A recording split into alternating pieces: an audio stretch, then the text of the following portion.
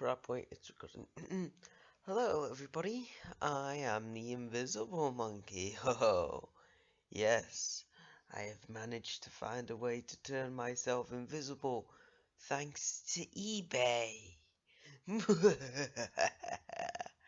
I was given the option for a formula and a suit, and I went with the formula because the suit is silly. Come on. So, why have I turned myself invisible, you may be asking? Well, the simple answer is that we're reviewing 2020's Invisible Man reboot, another attempt by Universal to reboot their classic Monsters line, and this one seems to be very successful. Now, if you don't know me personally, or actually, you may even know this if you don't know me personally, but I am a big fan of the concept of the Invisible Man, the H.G. Wells' novel of the Invisible Man, and of course the original 1933 film, The Invisible Man. I've even gotten a pop. Well, it's just right behind here. See, my Invisible Man pop vinyl. It's very good. I like it. Oh, by the original trailers, I thought this film was either gonna be, or what I was kind of leaning on. Oh, okay. So you can probably figure out my surprise when I found out that it's not only good, but it's actually joined The list of good horror films that came out the past few years. So, without any further ado, let me break down the good and the bad of this film. Starting off with... Okay, this bit's gonna be kinda quick because I have, like, say, 3 or 4 glaring issues with this film. First off, the Invisible Man, Dr. Griffin himself, is kinda two-dimensional. Now, this is a problem where I probably would be the only one to have, because I am a huge fan of the original Invisible Man, both the novel and the film. Well, I mean, mainly the film version, because I feel like fleshes out his character a bit more. But Jack is a really interesting character to me. Well, in the film he's called Jack Griffin, anyway. He's a mad lunatic who became mad for lack of a cure, and then realized on the brighter side of this, he can just be a mad genius and rule the world. Although he still cares about his fiancée, those who are close to him, and he still feels emotions like love and betrayal. All I know about Adrian, that's his name in this film, is that he's an asshole and he's smart. That's it. I can see why he didn't really flesh out his character more, because he's an abuser and that can make normal audiences kind of uncomfortable in some cases. Still, couldn't you given him a potential hobby or a character that actually likes him? Come on! Where's the meat? Where's the meat? Where's the meat? And another problem with this film is the inconsistencies. Oh boy, there's a lot of these.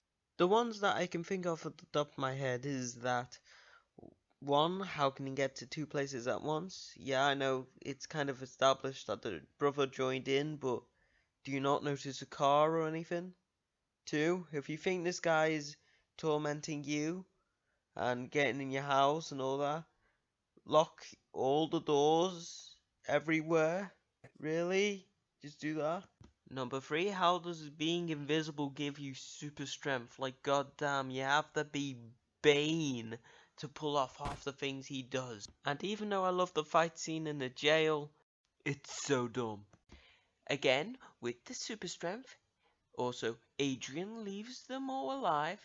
And finally, when they see an invisible figure beat up their friends, they still point the gun at the woman on the floor. Oh, give me a big fat break! And the final problem I have is the most drastic change in this entire film.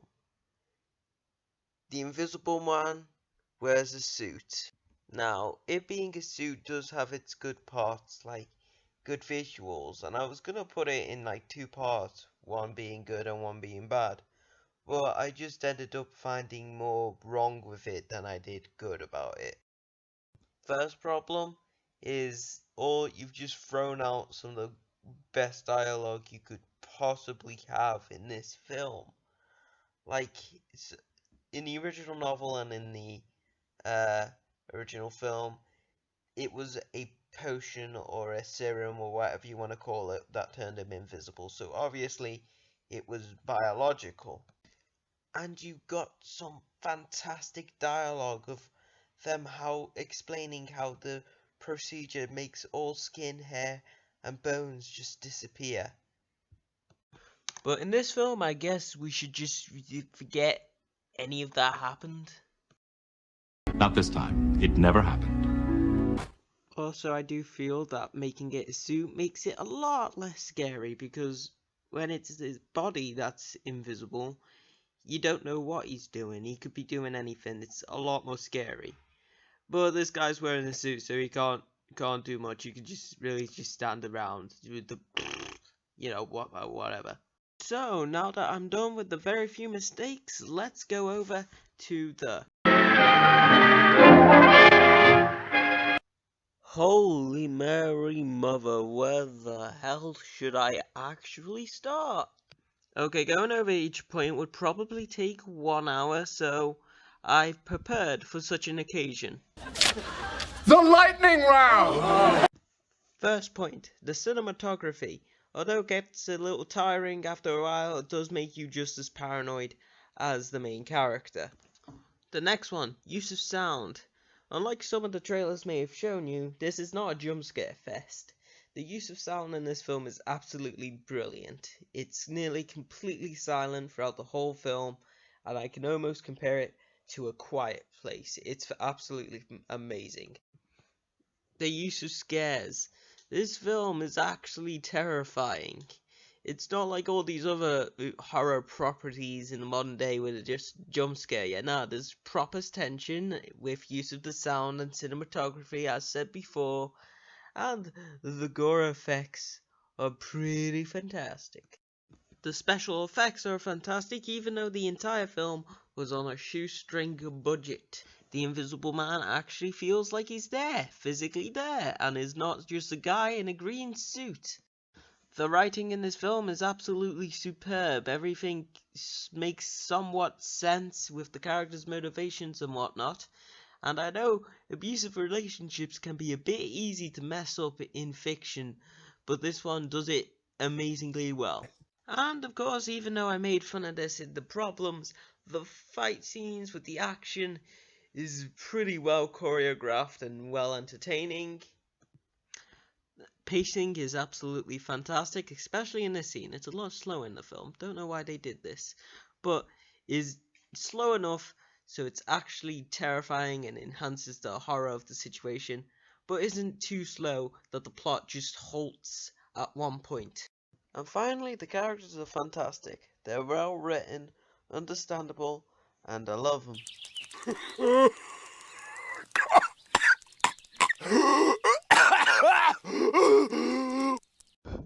Okay, I'm out of breath. Let's move on.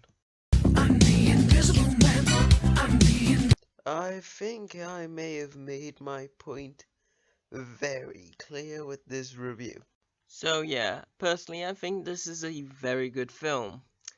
Like I've said, it's got a few problems, a few glaring problems, but it's overall enjoyable. It's scary, it's thrilling, it's got great drama. It's not my favorite Invisible Man film, but it's probably like second or third favorite. So I'm giving The Invisible Man an 8.5 out of 10. So this is awkward, but the formula wore off, which it's not meant to do. Ever. And worse than that, I've gained some symptoms. which is also not meant to do. But it's fine. All the symptoms is not being invisible, dizziness, wooziness. Those might be the same thing. And coughing up blood, also bad hair, but that's besides the point. It was worth it.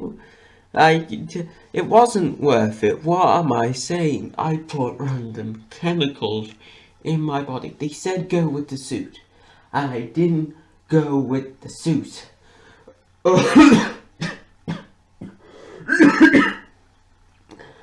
I'm an idiot. But regardless of me being an idiot, if you liked the video, please leave a like. If you didn't like the video, leave a dislike. Tell me, put in the comments for a potential cure, please, or call the ambulance or something. If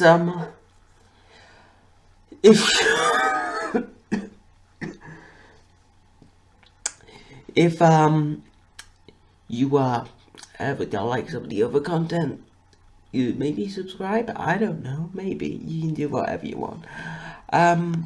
Follow me on Twitter, and I will see you later. I'm gonna lie down on the floor now. Bye. Boo. Alright, so this video took a lot longer to come out because it's a stupid laptop. I hate it. I'm getting a new one. I'm sorry. Just go. Also, wash your hands and stay indoors. Watch anime. Bye. I'm sure